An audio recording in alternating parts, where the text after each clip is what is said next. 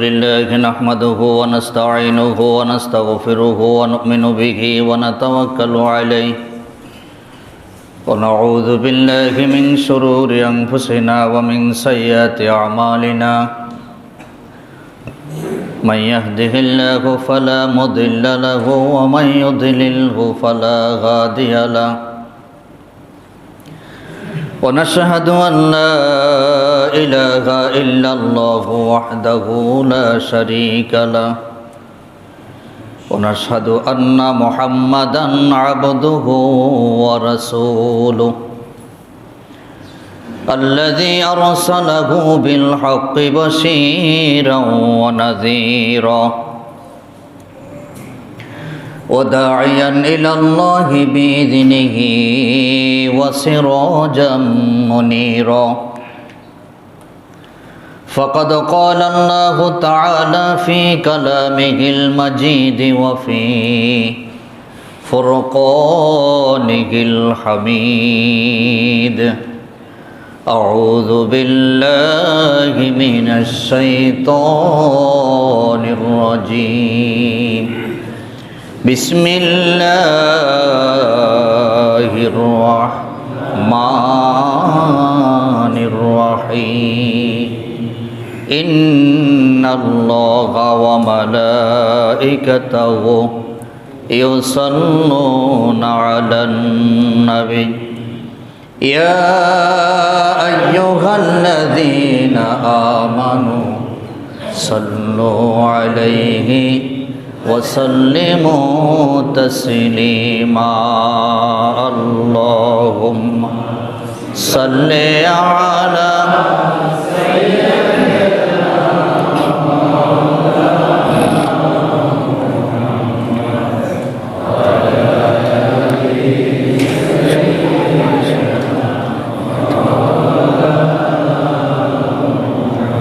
اللهم صل على سيدنا مولانا محمد وعلى آل سيدنا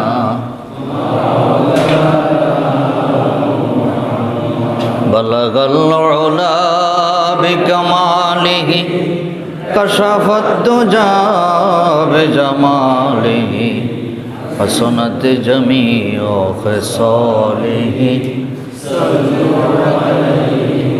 بلغ العلا بكماله كشف الدجى بجماله حسنت جميع خصاله صلوا عليه الحمد لله আল্লাহ রাব্বুল ইজ্জত ওয়াল জালাল আমাদেরকে আজকে জিলহজের চাঁদের চতুর্থ জুমা আল্লাহ তাআলা তার ঘরে হাজির হওয়ার আসার তৌফিক এনায়েত করেছেন। এই জন্যে মহান সত্তা আমাদের মনিব, আকাশ আর জমিনের মালিক, কুল কায়নাতের মালিক সেই আল্লাহ রাব্বুল আলামিনের শুকর আদায় করে নিয়ে আলহামদুলিল্লাহ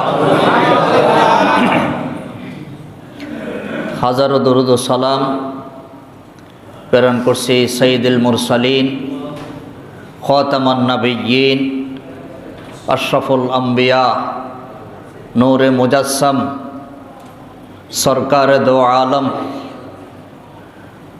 হুজুরে ফুরনূর সাল্লাল্লাহু আলাইহি ওয়াসাল্লামের প্রতি আল্লাহ তাবারাকাহু ওয়া তাআলা এই কুল কায়নাতকে, সৃষ্টি জগৎকে আল্লাহ তাআলা তার নিজের চোখের সামনে, চেহারা মোবারকের সামনে ধরে রেখেছেন। কিভাবে? আল্লাহ তাআলা সারা জগৎকে সৃষ্টি করে আল্লাহ তাআলা এইভাবে রাখছেন, পুরাটা সৃষ্টি জগৎকে আল্লাহ তাআলা কুরসি বানায় রাখছেন। এই চেয়ারটা, মেম্বরটা আমাদের সামনে না দূরে? সামনে না? আর যিনি বসছেন তার জন্য আরো কাছে না দূরে? আরো কাছে। তো যিনি চেয়ারে বসছেন, স্যার এই কুর্সি কিছু অংশ ওনার বসার নিচে, কিছু অংশ ওনার হাতের নিচে, কিছু অংশ ওনার পায়ের নিচে, আছে না নাই? তার মানে পুরাটা জিনিস কি করে রাখছে? বেষ্টন করে রাখছে। আল্লাহ রাব্বুল ইজ্জাতুল জালাল আরশে আজিম থেকে শুরু করে সাততবক আসমান, সাততবক জমিন, যতটুকুন সৃষ্টি আছে পুরাটা সৃষ্টি জগৎকে আল্লাহ তাআলা এইভাবে বেষ্টন করে আছে। মুফাসসিরিনরা আরো লিখছেন, মুহাদ্দিসিনরা আরো লিখছেন, বান্দারা যখন হাতের তালুকে চোখের সামনে নিলে যত কাছে দেখা যায়, আল্লাহ রাব্বুল ইজ্জাতুল জালালের সৃষ্টি জগৎটা আল্লাহ তাআলার কাছে আরো কাছে দেখা যায়। তাহলে এত কাছে আমরা যে আছি, আমরা কিছু পালানের সুযোগ আসেনি? কোনো দিকে যায় লুকাই থাকলে চলবো? সব জায়গায় কি করতেছে? দেখা যাইতেছে। সিসি ক্যামেরা যদ্দূর যায়, ধুলাবালি সুদ্ধা দেখা যায় না?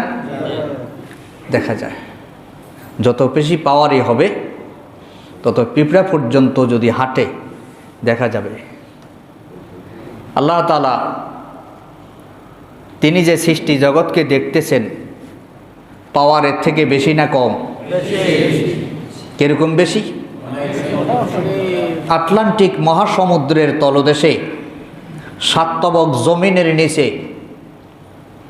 কালো পাথরের উপরে ছোট্ট একটি পিপীলিকা, পিঁপড়া যদি হাঁটে সেটাকেও আল্লাহ দেখেন এবং তার পায়ের আওয়াজ আমার আল্লাহর কানে পৌঁছে যায়। এই হলেন আমার আল্লাহ। তো সে আল্লাহ রাব্বুল আলামিন আমাদেরকে নসিহত করেন, ও আমার সৃষ্টি জগতের মানুষেরা, সমস্ত মাখলুকাত আমি সৃষ্টি করছি বিভিন্ন অবকাঠামো দিয়ে। মানব গোষ্ঠীকে আমি আল্লাহ সৃষ্টি করছি আমার স্পেশাল ভিন্ন কাঠামো দিয়ে। তাদের যৌবন আলাদা, তাদের জীবন আলাদা, তাদের দৃষ্টিশক্তি আলাদা, তাদের শ্রবণ শক্তি আলাদা, আপাদ মস্তক পুরাটা দেহ আকৃতিটাই পুরা আলাদা। তো সারা সৃষ্টি থেকে আমাদেরকে আলাদা করে আল্লাহ তাআলা তৈরি করে বুঝালেন সৃষ্টি জগতের কাছে যে আমরা সৃষ্টির সব প্রাণী থেকে, সকল সৃষ্টি থেকে আমরা দামি। আমরা কি? আমরা দামি। তাহলে দামি মানুষেরা দামি কাজ করবে। দামি মানুষেরা কি করবে? দামি কাজ করবে। প্রধানমন্ত্রীর কাছে যখন কোনো আবেদনের প্রয়োজন হয় তখন প্রধানমন্ত্রীর কাছে আপনার মতো মানুষ, আমরা সাধারণ মানুষ যারা আছি, আমরা কি সরাসরি যাইতে পারি? এমপির বায়া লাগে, মন্ত্রীর বায়া লাগে, মিনিস্টারের বায়া লাগে, এরকম আছে না? মাধ্যম লাগে কিনা? তার মানে বড়র কাছে যাইতেও মাধ্যম বড় লাগবে। কি লাগবে? আশিকো কা দিল বানায়া আয়না লাগানে उसको रोशन कर दिया इश्क़ रसूल अल्लाह ने। একমাত্র আল্লাহ পাকের বান্দাদের ভিতরেই আল্লাহ তাআলার ইশক ও মহব্বত বেশি। মুহাম্মদুর রাসূলুল্লাহ সাল্লাল্লাহু আলাইহি ওয়াসাল্লামের ইশক ও মহব্বত বেশি। আর এই সৃষ্টি জগতের মধ্যে মানুষকে দামি আল্লাহ তাআলা এই জন্যে করে রাখছেন, যাতে বান্দারা আল্লাহকে আল্লাহ বলে যখন একবার ডাক দিবে, কমপক্ষে আল্লাহ তাআলা 70 বার তার জবাব দিবে, বা 100 বার তার জবাব দিবে, বান্দা আমাকে কেন ডাকো। সেই দামি বান্দাদেরকে আল্লাহ নসিহত করতেছে যে সৃষ্টি জগৎকে সৃষ্টি করছি তোমাদের সৌন্দর্যকে রক্ষা করার জন্য, তোমাদেরই জীবন বাঁচানোর জন্য, তোমাদের চলার গতি সহজ করার জন্য। সুতরাং তোমরা ইবাদত করো আমার। কার? আল্লাহ। তো এই ইবাদত 10 প্রকার। কয় প্রকার? 10 প্রকার। 5 প্রকার হচ্ছে কাজে কৌশলে, বুদ্ধিমত্তা, ব্রেন খাটায়া। আর বাকি 5 প্রকার হচ্ছে মুখ লাড়ি, হাত লাড়ি, চোখের ইশারায়, দেমাগ খাটায়া, দান সৎকার মাধ্যমে। তার মানে রুকু, সেজদা, তাসবিহ, তালিম, তেলাওয়াত, উপদেশ, আদেশ, নিষেধ, এই জাতীয় যত কাজ আছে এর মধ্যে আছে 5টা। আর বাকি 5টা হয়েছে শারীরিক,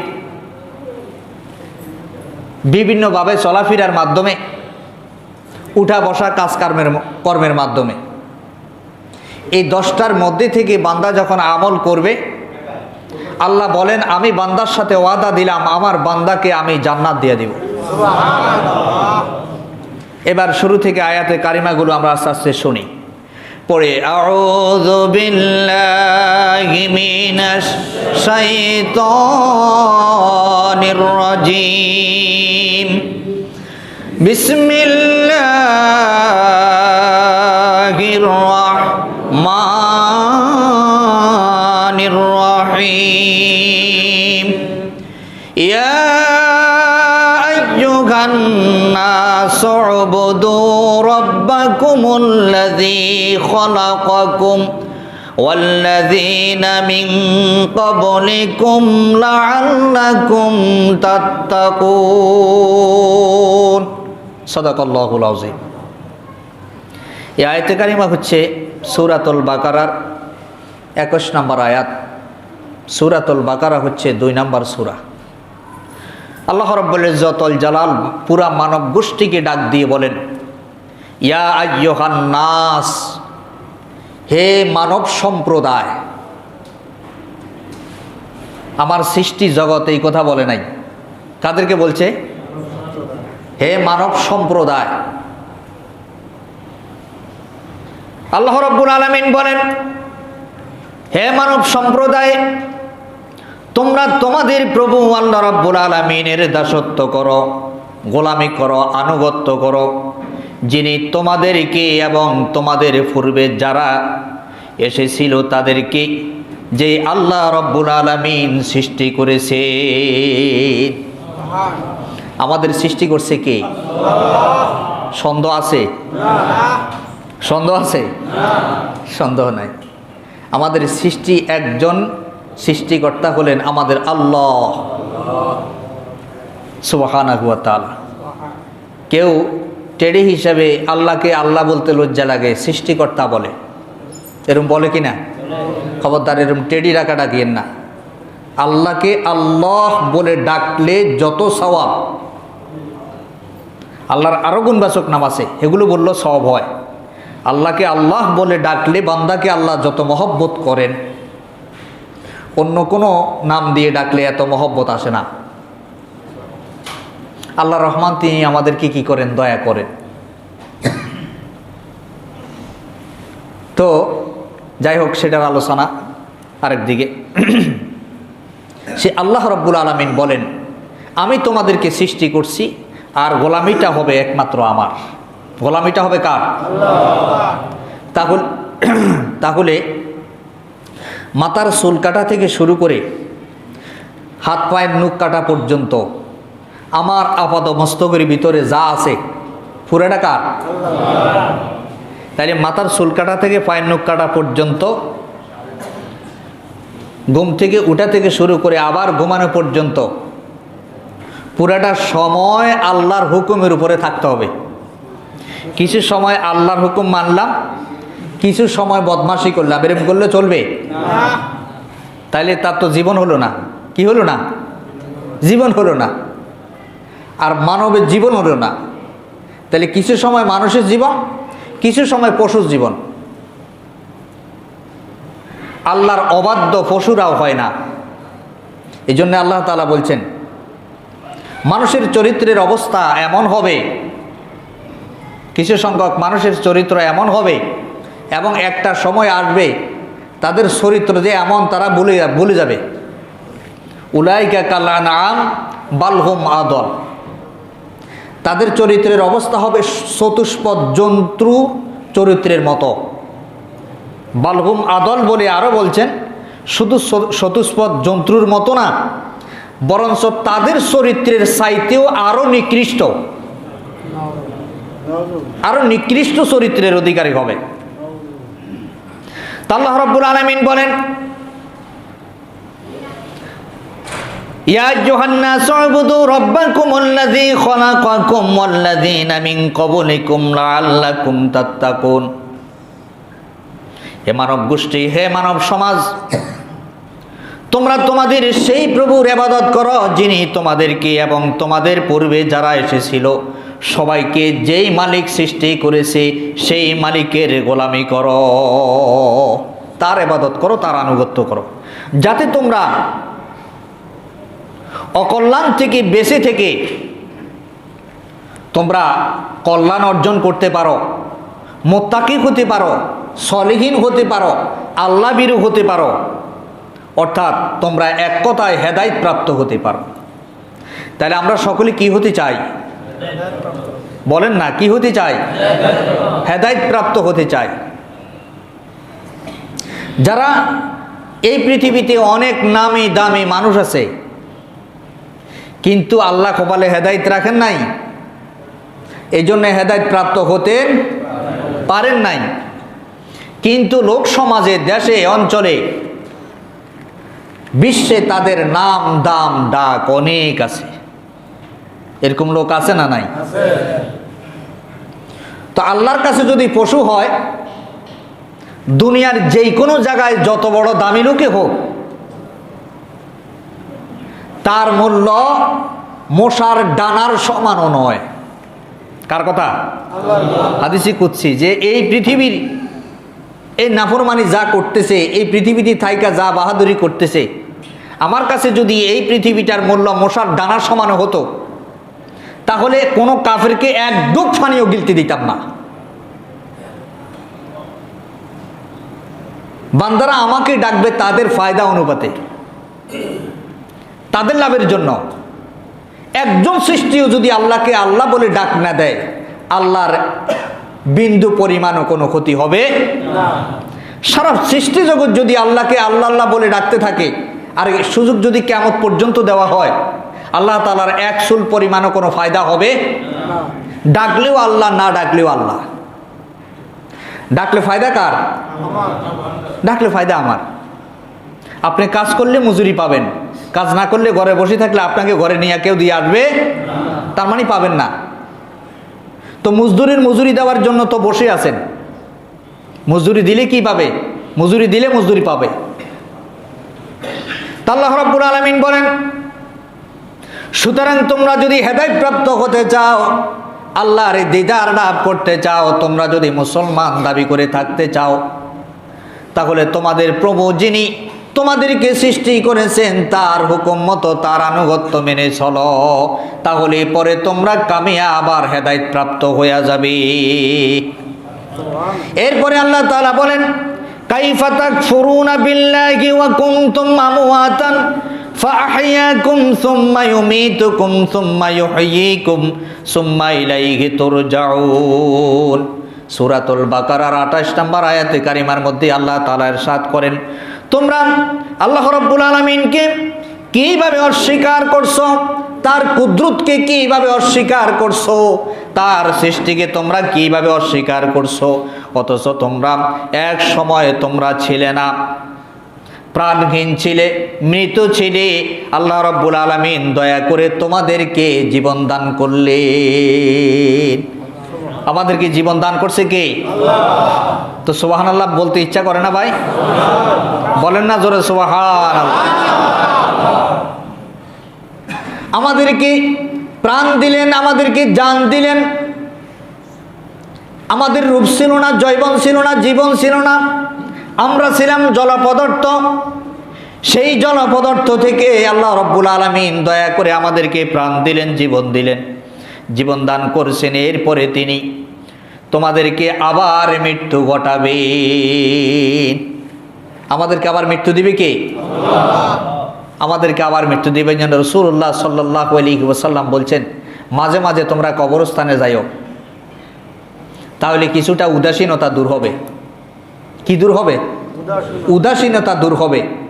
কবরস্থানে যাইলে কবরস্থ ব্যক্তিদেরকে দেখে তুমি নসিহত গ্রহণ করবে যে এই কবরের মানুষগুলো তো আমার থেকেও শক্তিশালী ছিল, আজকে কোথায়? তাদের থেকে নসিহত গ্রহণ করবা, তোমার ঈমান মজবুত হবে। এই জন্য আমরা মাঝে মাঝে কি করব? কবর জিয়ারত করব। কি করব? কবর জিয়ারতে যাব। আমাদের আশপাশে যে সকল কবরস্থান আছে, সুযোগ পাইলে একটু যায়া কবরস্থানের পাশে দিয়ে ঘুরি গাড়ি আসবো, একটু তাদের জন্য দোয়া করে আসবো, নিজেও নসিহত গ্রহণ করে আসবো। আল্লাহ আমাদেরকে তৌফিক দান করে, বলি আমিন। আল্লাহ তাআলা বলেন, তোমরা আমাকে কিভাবে অস্বীকার করো? জীবন তো আমি দিলাম, আবার মৃত্যু আমি ঘটাবো, তারপর আবার জীবিত করব তোমাদেরকে। মৃত্যু দেওয়ার পরেও আবার জীবিত করার জন্য আল্লাহ তাআলা শক্তি রাখেন কি রাখেন না? আল্লাহ তাআলা আবার শক্তি রাখেন, আবার আমাদেরকে জীবিত করবেন। তার মানে আমরা কি কর্মগুলো দুনিয়াতে এসে আমাদেরকে যখন জান দিলেন, প্রাণ দিলেন, আমাদেরকে শক্তি সমর্থ দিলেন, সব কিছু দান করলেন, এই পৃথিবীতে এসে আমরা সময়টা কোন কাজে লাগালাম? টাকা কোন কাজে খরচ করলাম? পয়সা কোন কাজে খরচ করলাম? জীবন কোন কাজে পরিচালনা করলাম? কোন রাস্তায় পরিচালনা করলাম? কেসুনুর কাজে পরিচালনা করলাম না আল্লাহর দ্বীনের কাজে পরিচালনা করলাম? সেই হিসাব নিবি কি নিবে না? নিবি কি না?